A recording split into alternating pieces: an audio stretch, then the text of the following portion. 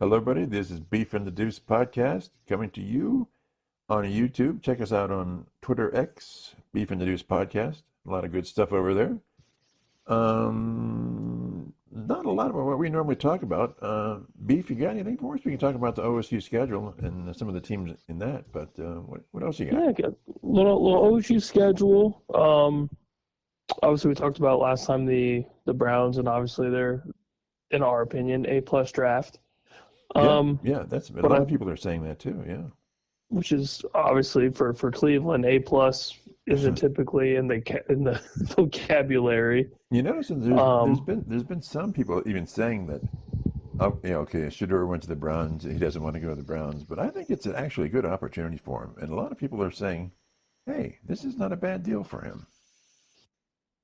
No, not really. And I think it goes back to, like we were saying before, like it's a kind of a prove it draft pick for both sides. But I think he has genuine opportunities. Yeah, and it's cheap for the Browns from a business perspective. Yeah. For sure, he's obviously not making nearly as much money as what he was in college, which is whatever. Whatever, he's got plenty of money. He's got plenty of cash. He's got a pretty good path to playing, though. Oh, yeah, he, at any point, could start. Yeah, because really the Browns at this point, they don't have their long-term quarterback. So it's all up for grabs, right? Oh, yeah.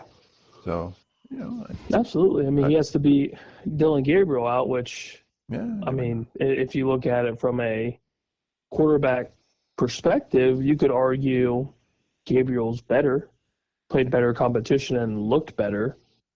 Do you think? And then if you really dive into it, I'm sure there's probably scouts out there that Shedeur is obviously 100% better, but we're also just basic dudes out here in Columbus. But I like to gauge a lot of skill and talent off of who you play and how you look when you play. Mm-hmm. Do you think? And Dylan Gabriel, outside of one game, looked pretty damn good throughout the season. Does he remind you any of Bo Nix? Yeah, I mean, similar. Obviously different from being a lefty and a righty. Yeah. I don't think he had that. Yeah, I mean, they spent a long time in school. Yeah. A long time in college. And, I mean, Bo Nix at one point was star-studded going to Auburn. Mm-hmm. Didn't pan out in Auburn. Granted, Auburn was kind of a trash. Meh. Yeah. But, yeah, then he transfers over to a prominent program in Oregon. Mm-hmm. Does his thing for the 2+ years he was there. Mm-hmm. And ends up being the dude, first round draft pick. Yeah. Yeah. But I think the trend going through college an extra year is the move. Yeah. Why not? Leaving early is not so much. It's kind of not, I wouldn't say null and void, but with NIL being the way that it is, there's almost no reason to leave early. Yeah, if you're a starting quarterback in almost any Big Ten, SEC, or other team, you're going to make some serious bank on these things, right? Yeah, unless you're a top 10 draft pick, like Marvin Harrison, for example. Right. Like, there was no Sean Helvey staying another year. He's about to get $30-something million. Right. Boom, right there. Mm-hmm. Jeremiah Smith in not this next coming draft, but the draft after, there's no Sean Helvey staying. He's going to be probably a number one pick if he continues the trend that he's on. Yeah. But there aren't that many of him out there every year. No, he's a dude. He is the dude. So I think there's a lot of I think obviously Kyle McCord transferred to Syracuse, but I think he helped himself immensely, don't you? 100%. By going to Syracuse? 100%. I mean, he was essentially just thrown out like trash in some people's eyes. In others, I would say both of us, we kind of thought, I mean, he's going to be kind of voluntold to leave because he's not being guaranteed a starting spot. Right. Nobody's ever guaranteed a starting spot unless you are the C.J. Strouds of the world, the Justin Fields of the world. Right. Even Justin Fields had to earn a starting gig. Absolutely. So, nobody's going to guarantee you anything, especially in a program like Ohio State where at any point you can get a Justin Fields transfer. Mm-hmm. You can get basically anything you want. Yeah. No, how about you? And at any point, they're going to be better. Maybe Will Howard, right? He didn't have to come to Ohio State, did he? He graduated. No. Yep. He did his thing in Kansas State. And at one point, which is funny to think about, he was getting completely shit on. Yeah. Like, he's not the guy for Ohio State. You need Cam Ward. You need this guy. You need that guy. Which, again, Cam Ward at the time was the guy that OSU wanted. Mm-hmm. Ultimately didn't go there. Goes to Miami. Kind of does his thing. Number one draft pick. We'll see what happens. Yeah. But yeah, Will Howard comes in, does the damn thing, and kind of national champion. Yeah, kind of shuts up all the naysayers and is a day 3 draft pick and also has an opportunity to start in Pittsburgh. Absolutely. But yeah, it's the whole early leaving sort of world, I guess, is kind of different now. Just again, like going back to the NIL stuff, you're making just insane amount of money. Yeah. And you got sponsorships up the ass that that want to pay any and everybody. Yeah. So why? Yeah, I mean, you're going to make money and you're going to get better, right? Yeah, and if you want to win a natty, if that is on your to-do list, why not stay a little bit longer? Mm-hmm. Yeah, because you're going to winning a natty, especially at Ohio State, you'll never need to work. You'll never go to a restaurant and pay for a meal in the rest of your life, right? Yeah, you're trying to tell me you're going to go when the Roosters off Olentangy opens back up, that the Jack Sawyers of the world can go there and they're going to have to pay to eat? Yeah, right. Nope. I'm sure Bobby Carpenter hasn't paid for a meal in the city of Columbus in forever. Yeah, no way. But yeah. So, all right. Let's talk. Let's talk about Ohio State's schedule here, and then we'll get into a little bit of NFL stuff. Okay.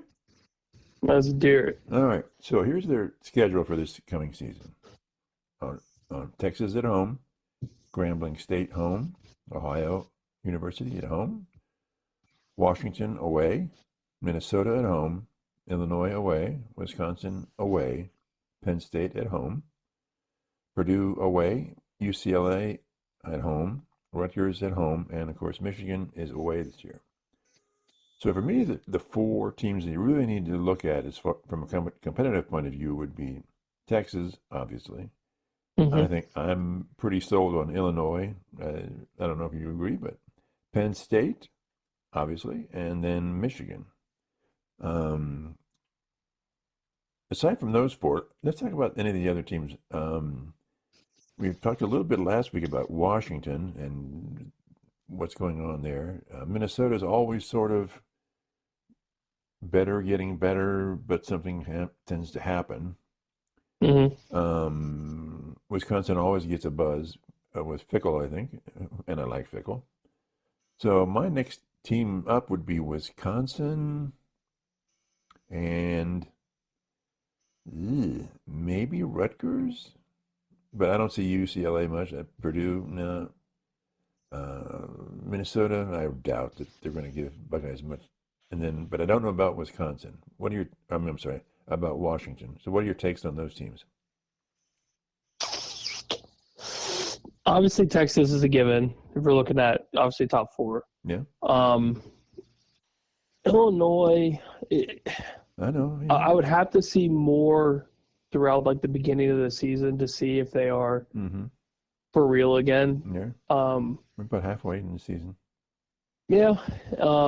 And obviously last year Illinois did their thing, won their bowl game, made some noise for the Big Ten throughout the bowl season, which was obviously great. Top 25 in the year. Yep. Finished in the top 25, which is perfect for the Big Ten. Yeah. I think Bielema is a good coach. Yeah, I think he is obviously the reason, if anything, that Illinois is relevant in the Big Ten right now. Right. Same thing with Cignetti in Indiana, outside of the transfer portal. Right. But yeah, Penn State, of course, is gonna be a very important game. James Franklin has to prove something. Mm-hmm. Probably won't prove it against any Big Ten teams, but he's got some momentum with a lot of guys coming back. Drew Aller obviously being one of the key players. Mm-hmm. Oh God, I mean, I don't really see a lot of promise for Penn State, but that's just me, and I'm a James Franklin hater for good reason. Mm-hmm. And obviously, the game being in the big house is going to be interesting. There's some hype with Coach Moore. Obviously, they have won 4 in a row, which is sucks. Not great. Not great for us. But again, it makes the rivalry better, more so than, I mean, obviously the rivalry is always good. But we also had a stretch where we won for over a decade straight. Yeah. Yeah. So it comes and goes.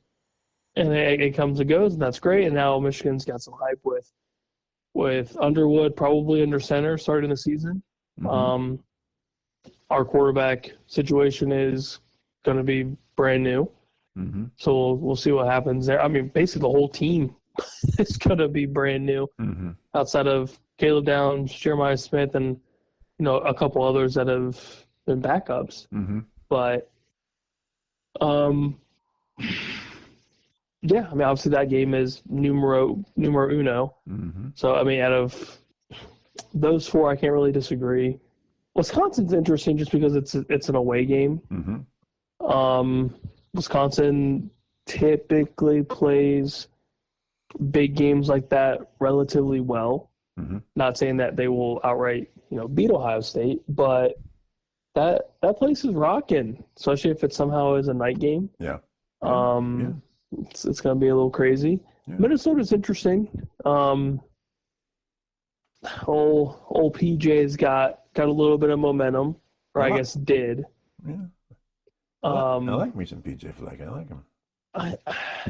I do, but I don't know.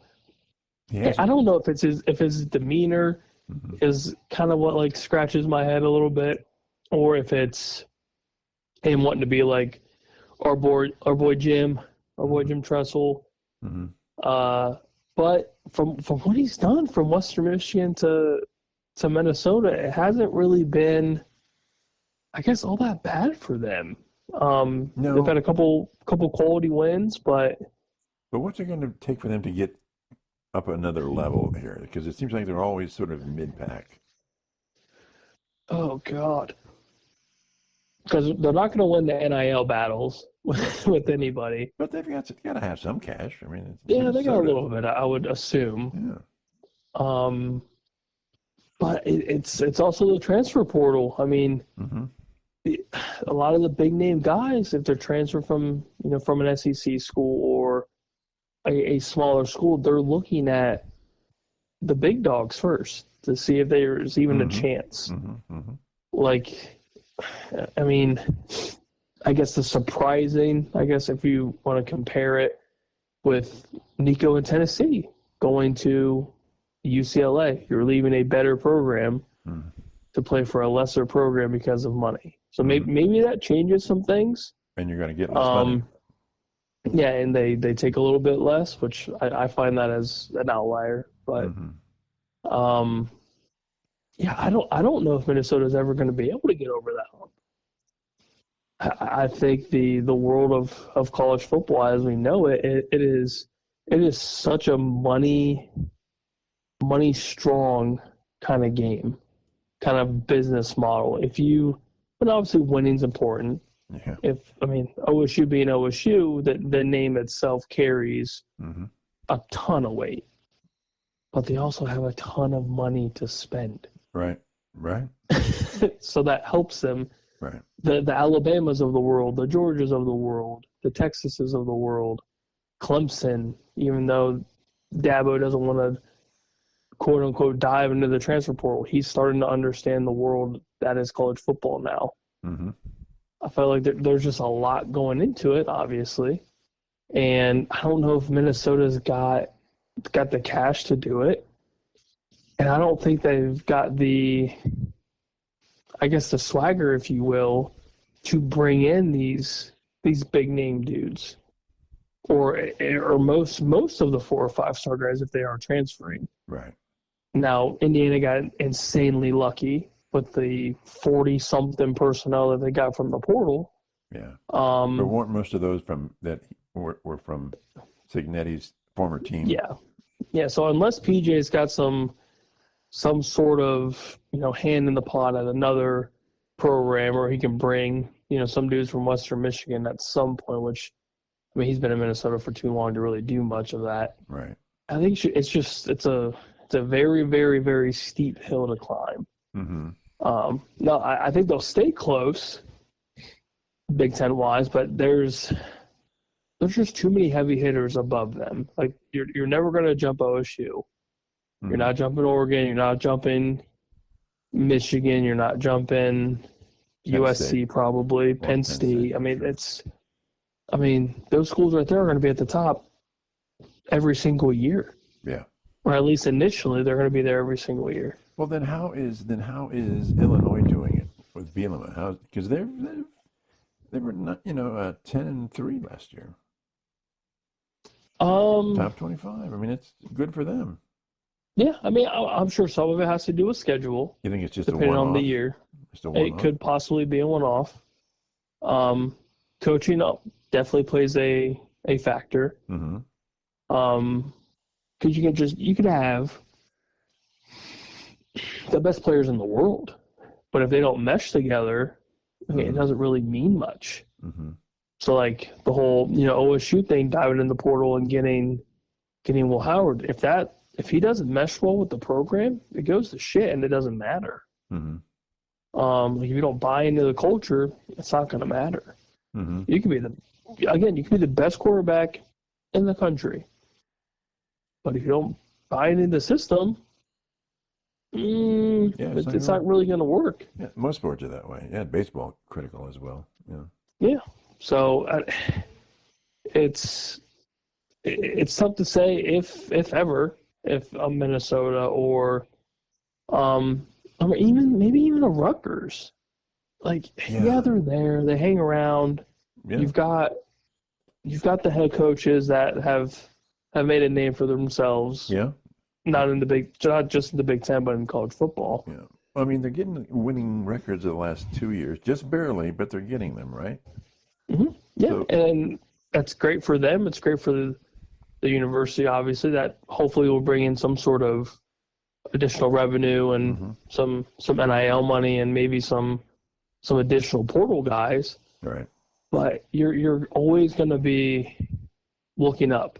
Right. You're never going to be looking down at other teams lesser than you. It is always going to be a very rough climb for forever until they somehow change college football again. Right. So you almost have to be okay with being just decent, just mediocre in your conference, because the top programs in your conference, whether it's the SEC or the Big Ten or even the ACC, it's almost impossible. Yeah, it is. It is a mountain to climb that's almost unclimbable. Yeah.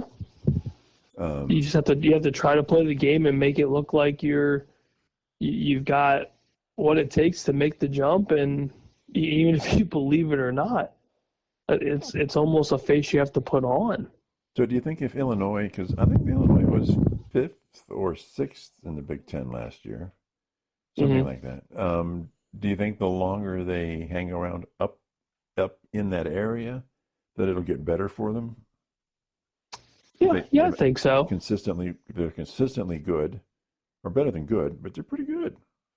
So, yeah, especially for lately, because at one point Illinois was nothing. Just nothing. Yeah. Bad. Yeah.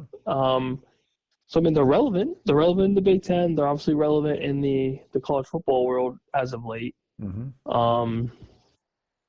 But yeah, if you're talking, maybe squeaking into the top 3, top 4 of the Big Ten to, maybe make a CFP appearance. It's tough. Yeah. They may have a better chance, like if, say, some of the schedules get a little bit tougher. Like if OSU gets, a couple of losses throughout the season, more than a couple. Right. And they, maybe play for the Big Ten championship and kind of get a one-off, win in said conference championship game. Mm-hmm. Then maybe that's their opportunity. Mm-hmm. But that's a stretch. It's a big stretch. So who knows if any of those programs will ever get a chance to see a CFP anytime soon. Mm-hmm. But it keeps expanding. We're probably going to have a March Madness of CFP football here soon. And they're talking about the Big Ten having the 6-team playoff, right, for the Big Ten championship or play-in games or whatever they call that. Yeah, so it's possible. So it's possible in that aspect. Yeah, Illinois could definitely get in there. Into the playoff anyway. Yeah, it'll be interesting to see if that later on. But yeah, as of right now in this kind of world, probably a long shot. So what's your preseason as far away? How do you think the Buckeyes are going to do? Record-wise, wins and losses. My guess is we'll finally go over the hump with Michigan. Hopefully get that dub. The Texas game is still one I'm kind of 50-50 on. So if I'm early on, I'll say probably one loss. To Texas? Probably to Texas. But then again, both squads are going through kind of sort of a new team. Yeah, almost the same kind of situation, right? Yeah, starting running back for Texas is now a Cowboy. Mm-hmm. A boy Blue. So we'll see what happens there. Mm-hmm. Quinn Ewers is obviously gone. Right. Will Howard obviously gone for the Buckeyes. Mm-hmm. Texas has a new set of starting receivers. Buckeyes still have Jeremiah Smith and Cornell Tate, and the list goes on. Mm-hmm. Our big question is defense. Most of our defense is new. Or I guess not from the starting lineup from the national championship team. So that is a big question mark. Coach Knowles obviously not there anymore. Right. So how does a new defense look under not a new coaching staff, but a new DC with old Patricia? Does it get better? Does it get insanely worse? Who knows? How do you think Caleb Downs will do this year?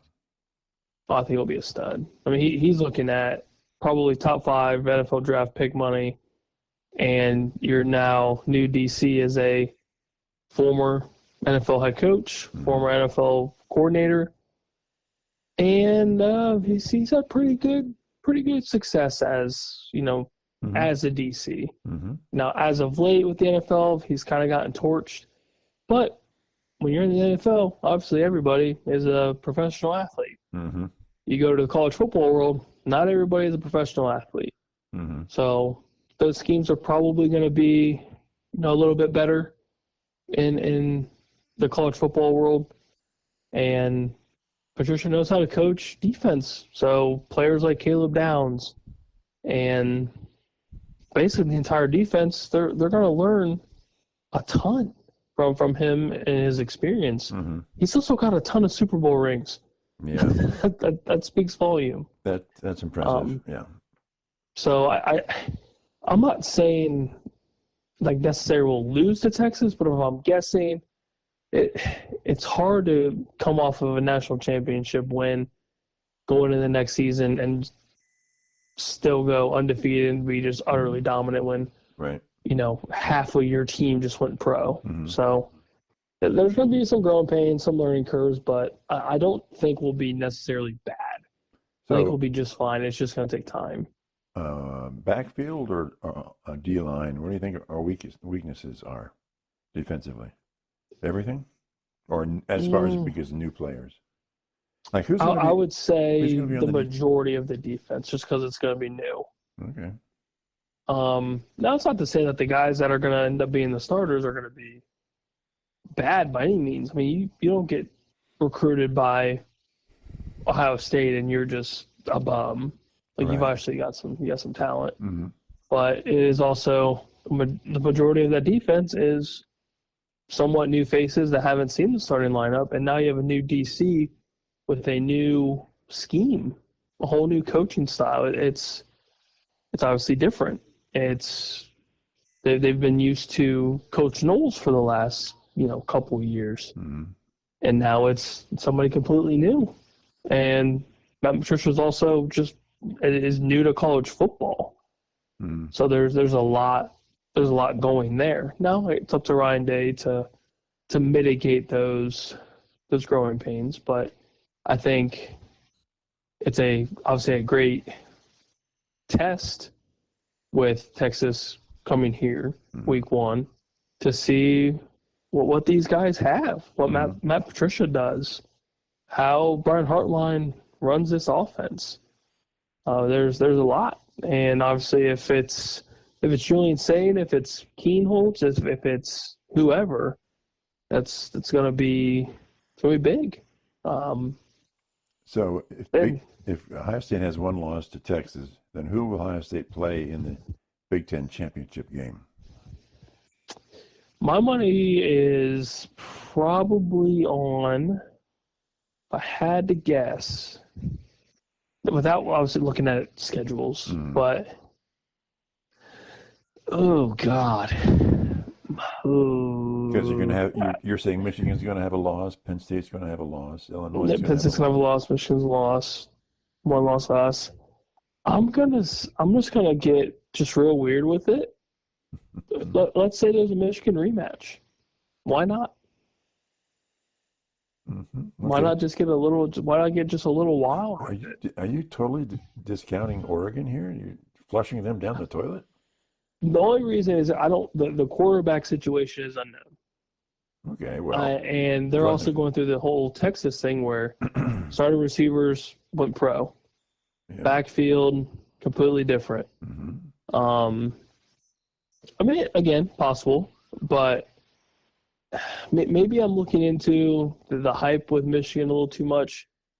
And who knows? It could be Penn State. Could be. But yeah, let's just get a little spicy. Let's expect Michigan to do something. Something a little interesting. Doing the Michigan rematch thing here, huh? Yeah, why not? Michigan, why not? Michigan back to back. Okay. Yeah, let's see it. I'm here for it. I'm here for chaos, and I'm here for more headaches. You want vengeance, don't you? Yes, give me 2 in a row. I'd love it. Okay. Let's see. But nothing else seems to bother you on the schedule. Do you think we have an easy schedule this year, or we're obviously playing Michigan again? Yeah, maybe a little bit. Texas is huge in the beginning, so that's going to be beneficial. We need Michigan to play well. We need Penn State to play pretty well. Obviously, play pretty. I would say if they're going to be within that top 5 ranking, which we're all assuming they will be, they need to hold that ranking until we play them. So you would have 2 top 5 matchups. Then that kind of makes the schedule a little bit tough. Where do you think Michigan's will be ranked at preseason?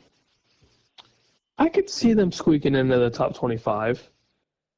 I could see a little bit. I mean, they're going to be going through some growing pains too on the offensive side. Defense, they're going to have to fill that defensive line void with their interior gone. Obviously going to the NFL, but secondary, they lose their top corner. So there's some spots to fill, but they've also they get a pretty solid recruiting class year in and year out. And Underwood is a dog. He's on the offensive side of the ball. He's going to be fine. It's going to take a little bit, but I could see them being in the top 25. Okay. If not, just barely on the outside looking in, just barely. Yeah. I mean, we were going through the preseason top 25 this last go around, and it's not terribly strong. Right. You've got pretty heavy on the front. What, 5 teams? Mm-hmm. Yeah. Yeah. And then everything else is kind of murky. Yeah, it does. Yeah. Yeah. Yeah. Where do you think Notre Dame will be? You think they'll be still in the top 5 ranking preseason? I would assume. Okay. I mean, you played a national championship. Mm-hmm. You got crushed for the majority of the game. Mm-hmm. But I think Freeman's got he's got a lot of hype behind him. I mean, he's done a lot already. I mean, he was there. What, that was year 2 for him? 2 or 3? Something like that. Yeah, I don't know if it was 2, but definitely 3. Yeah, and he's already taken the program to a national championship. Mm-hmm.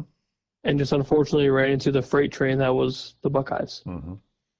Which, throughout the week of the national championship, he acknowledged, like, this team is insane. Yeah. Like, this team overall is really, really good. And that was probably one of the best OSU teams that they've ever had. Yeah, yeah, oh, absolutely, And that's saying something. Yeah. Yeah. Like, best team than anybody. So let me throw a little hypothetical out at you here.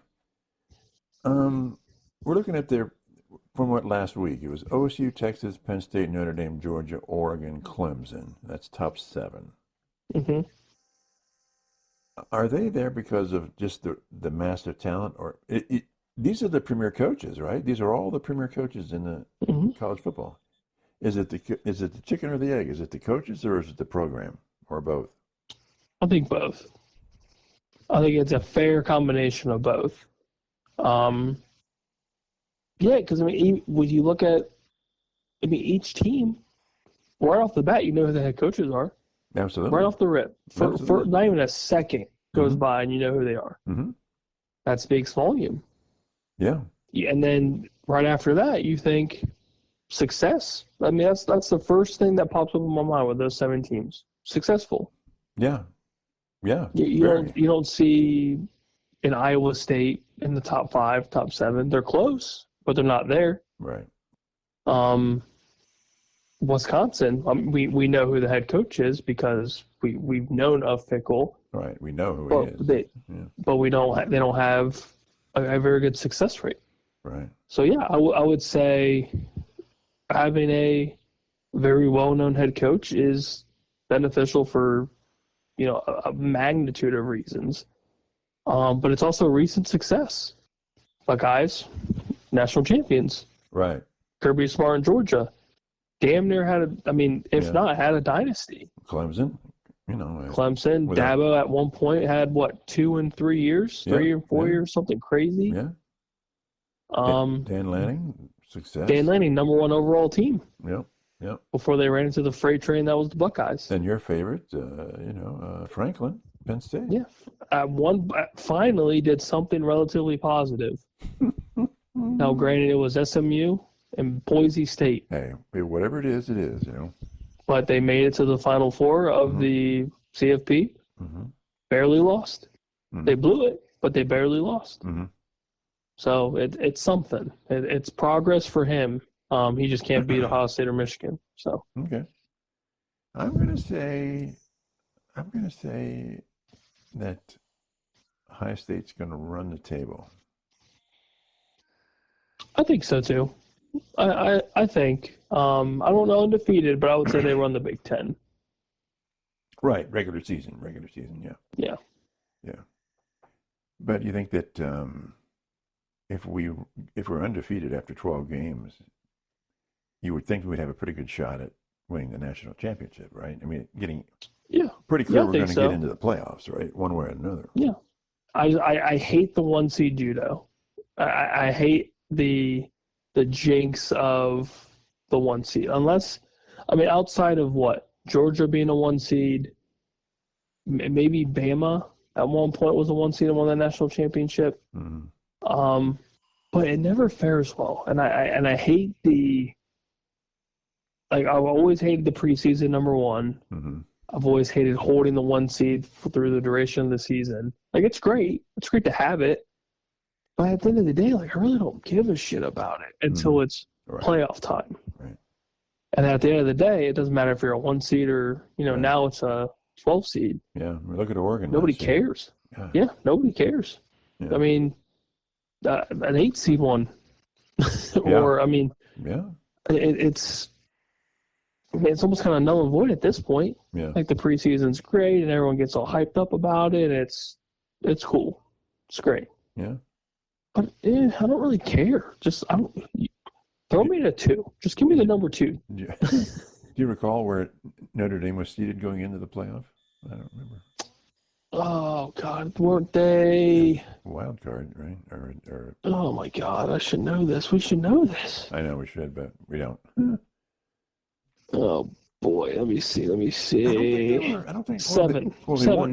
They were in the top 4, right? Because they weren't. They can't be a top 4 right now, right? Because Texas was 5. We were 8. Penn State 6. Notre Dame 7. Yeah. So we had 7 and 8 meeting in the national championship, right? Yep, and it won me some money, so I appreciate both. Okay. Put that bet right at the beginning of the playoff and paid out 16 times my money. I'm not mad about it. All right. Anything else on the Buckeyes before we head over to the Jacksonville Jaguars?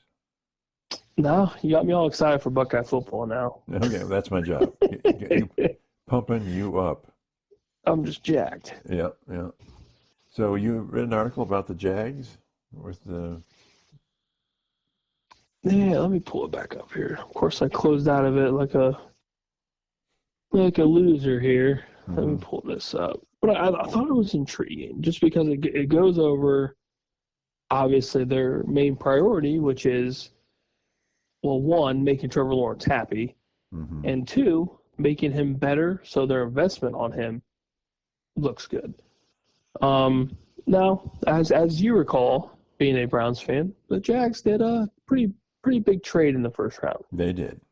Gave up some draft capital, which kind of backfilled later in the draft for him, but trade up to get Travis Hunter. You get Liam Cohen, first-year head coach, stealing from Tampa. On paper, this offense should be humming. Yeah, pretty good. You got Brian Thomas Jr. as your number 1 receiver. We'll see what they do with Travis Hunter. Trevor Lawrence should be relatively healthy. In addition to Travis Hunter, you got a couple tight ends, and then you drafted offensive line, which they need. They need bad. But yeah, it goes in with basically in this article from a Michael DeRocco on the good old ESPN. He believes that they are more explosive. Obviously, going through it and just skimming it without reading the entire article, I'm not sure I agree with it. Why not? I feel like explosive is a very strong word. Well, okay. Very, very strong. Well, they would appear to be better, right? I would say I would say better if... Is your problem Lawrence?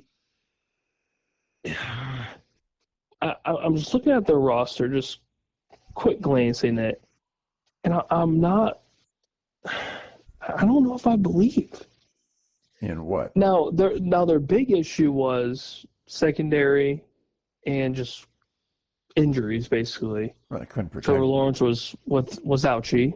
They couldn't protect him. I mean, they really. Yeah, couldn't protect Trevor. They couldn't protect Mac Jones. They couldn't do anything really. And with this draft, and we talked about it this last go around, they gave up so much for Travis Hunter. Gave up a ton. Right. Now, who knows what the plan is with him, if he's going to play both sides, if he's going to be strictly a corner, strictly a receiver, who knows. And I believe in Liam Cohen to do his thing. He made the Bucs who they are, made Baker Mayfield and that entire offense look insane. But if you look at their projected starting lineup, Trevor Lawrence, running back wise, it's either Tank Bigsby, Travis Etienne, or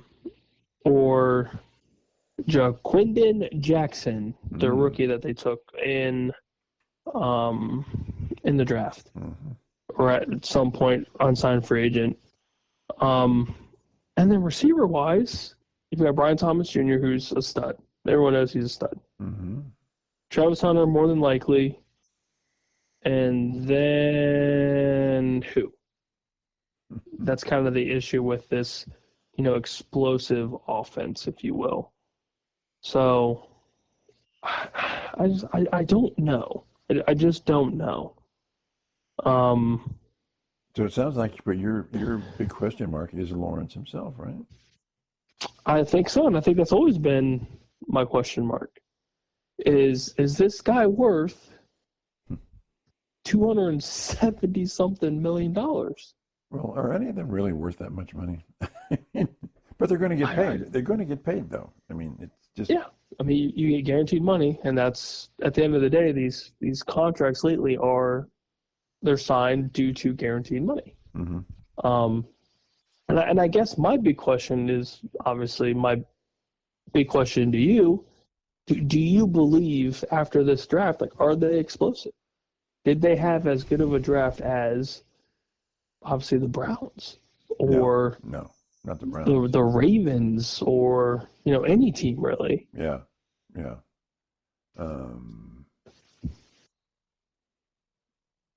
Okay, who's in their division again?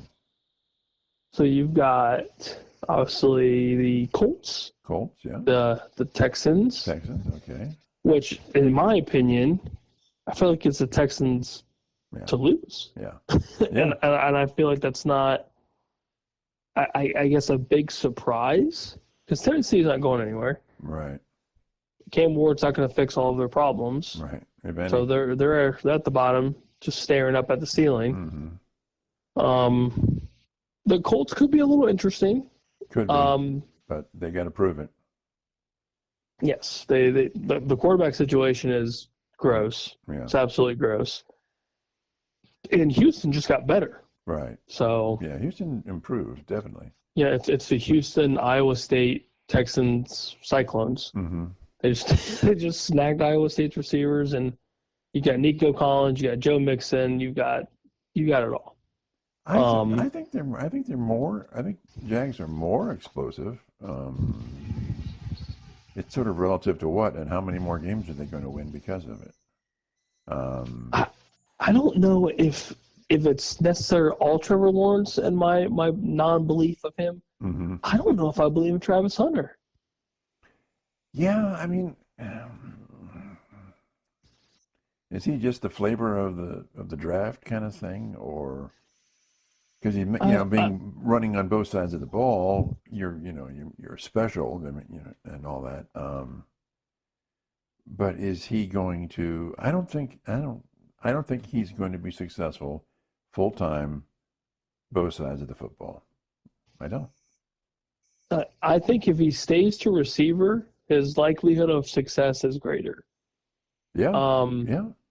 I don't see him being able to go one-on-one with Nico Collins an entire game. I think he gets destroyed. Absolutely destroyed. I think he gets destroyed against a Michael Pittman with the Colts. I think he just destroys him because the size isn't there. He's tiny. And I hate to break it to everybody who's a Travis Hunter believer, for all of our fans out there. But you played at Colorado. Your talent level was not there. Right. You're playing against just very, very mediocre receivers. Yeah. Now, that's not to say if you play in the Big 12 or you play in the ACC or you're scrub, because you're obviously not. But the hype around Travis Hunter was so massive. Right. And it's only because he plays both sides of the ball. That's it. Right. Like, if he goes in just I'm a corner, he's probably a third-round draft pick at best. If he goes in as just a receiver, he's probably a third-rounder at best. I agree. So to trade all of that capital to get this guy, Yeah. I think is just insane. Yeah. I don't think he's going to make them more explosive. No, I think drafting receivers similar to Brian Thompson Jr., big bodies, physical receivers, and, protecting your quarterback's pretty damn important too. Yeah. Yeah. Just ask Lauren. Ask C.J. Stroud. Ask any of them. They need to be. If they're not protected, they're dogs. If they're not protected, they're dogs. Yeah, it's crap basically. Yeah. I don't know. The word explosive confused me, and obviously it gives us something to talk about. But I don't know, and I feel bad for our boy Mormon. But at the end of the day, I think the Jags got fleeced, and if I'm a fan of the Jags, I'm kind of sort of concerned going into this season because they drafted O-line, which is great, but that's really it. Like, they needed secondary and didn't really get much outside of the two-way player Travis Hunter, and I don't know. It's kind of questionable. What's their road to the playoff? I mean, they're not going to get. I mean, Houston's going to be winning that division, I think. So how are they going to get in as a wild card? Who are they going to beat to get in as a wild card? Who do they have to beat? I mean, we'll find out when the schedule comes out here. What, 10 days? 9 or 10 days? I don't really see a road. I think they're stuck. I think when you're looking at, I mean, they're in the AFC, and you're looking at the AFC North, and you're looking at the AFC West. They're going to clean house. They're just going. Both of those divisions are going to take everything. I think in the wild card, don't you? Yeah. I don't. I mean, you've got obviously you've got Kansas City, and you know I love me some Chargers. You do love your Chargers. I do love my Chargers. Khaki pants. You bought a pair of khaki pants just for them. I know it. Okay. But and then you've got Denver, who with my guy Nick, he's doing better, right? And then, he's doing fine. He's Sean Payton's boy. And then AFC North, pretty much anybody but, well, I mean, obviously the Bengals and Baltimore for sure are going to be in the mix.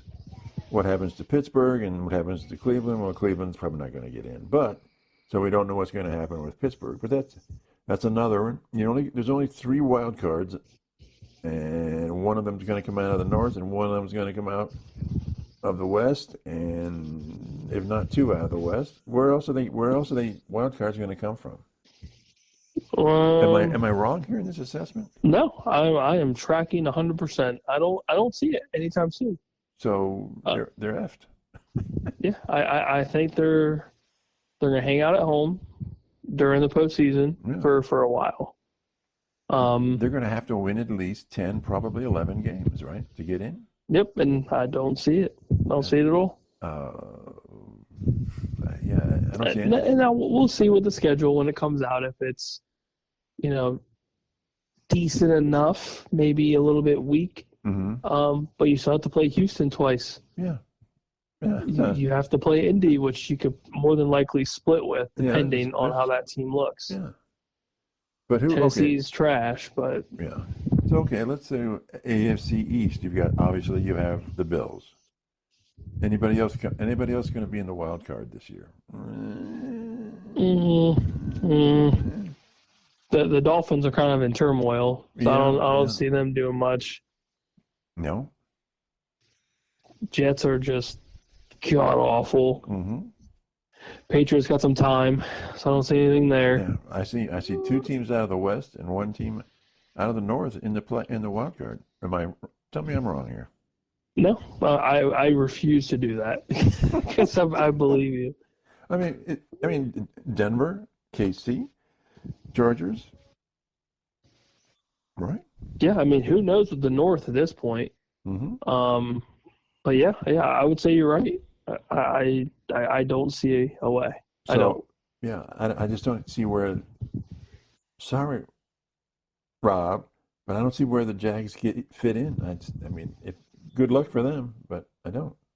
Yeah, I hope you guys have a above 500 season, but I think that's all they're getting. Yeah. Have you looked at their schedule at all? I mean, who they're playing? What divisions they're playing? No, we won't know that until Oh, that's right. We 10 don't know days. that. Yeah. So we'll be able to talk about it more, and maybe we'll make Rob feel better. But until then, considering their record, they're going to get an easier schedule, right? I mean, yeah, maybe. That's typically the way it works, right? I mean, yeah, perhaps. Yeah. We'll see. Yeah. We will see. Okay. Yeah, I had to make it a little interesting, and I don't know why. I was intrigued initially because I saw the word explosive, Mm-hmm. and then read into it a little bit, and I just went, "This is crap." I think this is crap. But what do we know? Well, does it have to be okay? Does it have to be explosive to get in? Would anybody claim that the Steelers were explosive last year? No. No, not even close. Or in the last They're 20 boring. years? I mean, well, yeah, with Ben, they could get away, but you don't have to be explosive to get in necessarily, right? You got to. Your team just has to be. How's their defense just looking? decent? Yeah, I mean. Yeah, Jags defense is terrible. Terrible. They're terrible. All right. Yeah, Trevor is at best mediocre. We haven't really seen him. Now, do you think he's better than he's been allowed to be? Because we're talking about the Browns quarterback effect. You could be the best quarterback in the world, but you put on a crap team, you're going to be crap. So do you think he has more potential that he's not seeing because of the team he's on? I mean, we haven't seen too much out of him with a relatively decent team. You're just not like he had his one playoff run, yeah, or close to, I guess. But I guess we'll see a little bit more with arguably a better head coach, or maybe a better coach in general with Liam Cohen. Yeah. First year though. First year. Yeah, so first year is always tough. Yeah. But he's an offensive-minded head coach, which you could argue benefits a little bit better being explosive in the NFL. Mm-hmm. So yeah, it'll be interesting to see as a whole if Jacksonville can kind of do something, I guess. But God, who knows? Who knows, man? I think you're being polite here, which is good. No, good for you. no.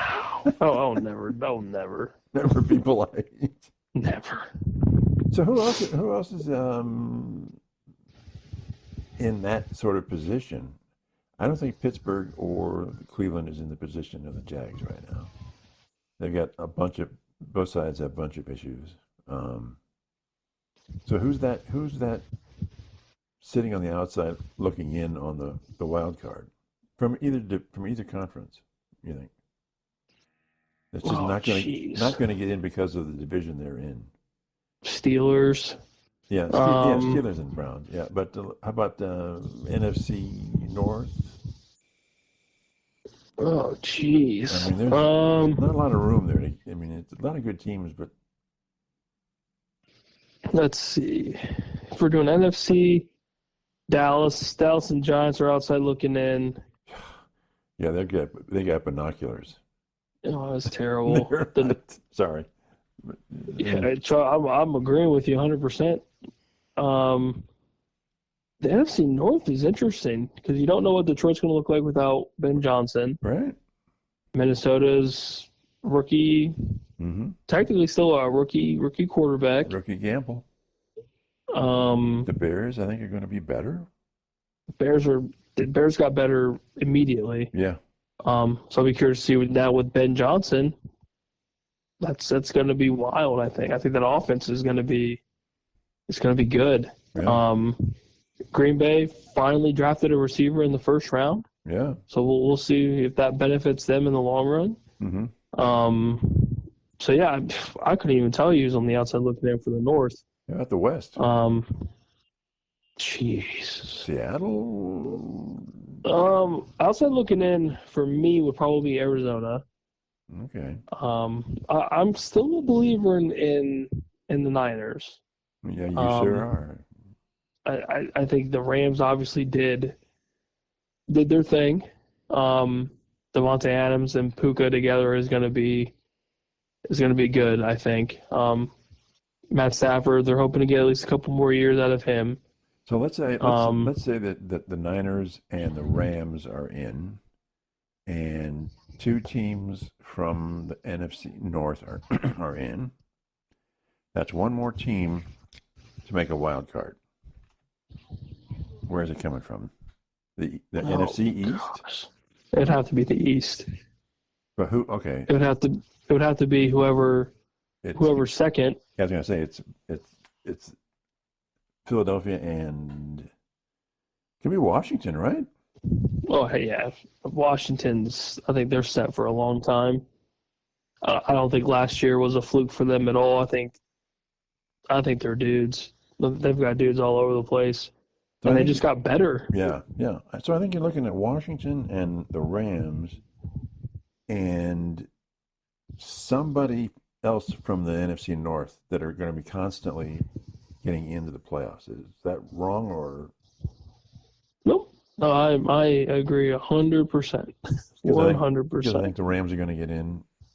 I think I'm a big fan of Washington, and that leaves one. I wish I wasn't, but I am. Yeah. But then there's one out of. You got to think that there's going to be one more out of the North, right? And that's it. 3 teams. But I think the North is so stacked that there's going to be maybe every other year they'll be going to the Bears or to the Lions or to Minnesota. There's a lot of quality in the NFC North, and they could just keep alternating wild card teams, right? Yeah, I think so. I think the NFC is going to be interesting as a whole, especially with the Rams getting better. Mm-hmm. The Niners are not as bad as I think people think. Okay. Or I mean, just because of the injury-prone team that they had last season, mm-hmm. like you still have a Christian McCaffrey who has an off season to hopefully get healthy. Mm-hmm. Brandon Ayuk, once he's healthy, he was at one point top 10 receiver. Mm-hmm.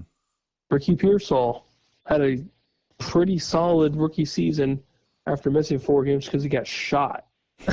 I mean, George Kittle got re-signed to a 4-year extension. Yeah. Like, that's huge. He made some good money. Yeah, and Brock Purdy, Mr. Irrelevant, was slinging. Again, one play away from winning a Super Bowl. You're a pretty fan. You're a pretty guy. I wish I had him. Mm-hmm. It'd be great. Mm-hmm. As opposed to Dak? I'm so tired of Dak. Just so tired of it. I don't know if it's because he just got paid an insane amount of money. Okay. And it's just not worth it. If he was given like a Baker Mayfield deal, which I believe I told you forever, mm-hmm. if they just gave him like a 3 for $100, that's okay. Because in this market, that is dirt cheap. Mm-hmm. Yeah. That is more than half of what these guys are making. Then you're not, so binded by his contract. You're completely broke. Can't afford anything. But I don't know. But that's the trend, I won't right? dive into it. I won't dive into the Dak headache. We still haven't even paid Michael Parsons yet. Yeah, boy, oh boy. And we don't need a receiver either in the draft. No. We didn't need one. You've got one good one. That's all you need, right? Yeah, we have him and Jalen Tolbert. Awesome, man. Nice. Sweet. And some serious good long snappers. Don't forget about that. Hell yeah, brother. God. Okay, all right. We probably ought to get out of here before you blow a gasket. No, I'm going to lose my fandom. Yeah, okay. We'll talk to everybody soon. Take care. Bye.